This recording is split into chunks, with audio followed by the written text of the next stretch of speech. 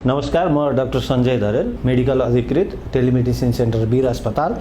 यस सेन्टरमा चाहिँ तपाईहरुले आफ्नो स्वास्थ्य समस्या के आयो भने चाहिँ हामीलाई सिधा सम्पर्क गर्न सक्नुहुन्छ।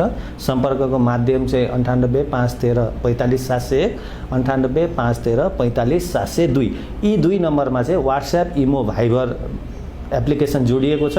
तपाईहरुले चाहिँ यस माध्यमबाट चाहिँ हामीलाई निसंकोच फोन गर्न सक्नुहुन्छ र आफ्नो समस्याहरू राख्न सक्नुहुन्छ। र यो कार्यक्रम चाहिँ विशेष गरी हाम्रो विदेशमा रहेका नेपाली श्रमिक दाजुभाइ दिदीबहिनीहरुका लागि हो। तपाईहरुले राख्ने कुनै पनि स्वास्थ्य समस्याको कन्फिडेन्शियलिटी, प्राइभेसी मेन्टेन हुन्छ, यो कहीँ बाहिर जाने भन्ने हुँदैन है।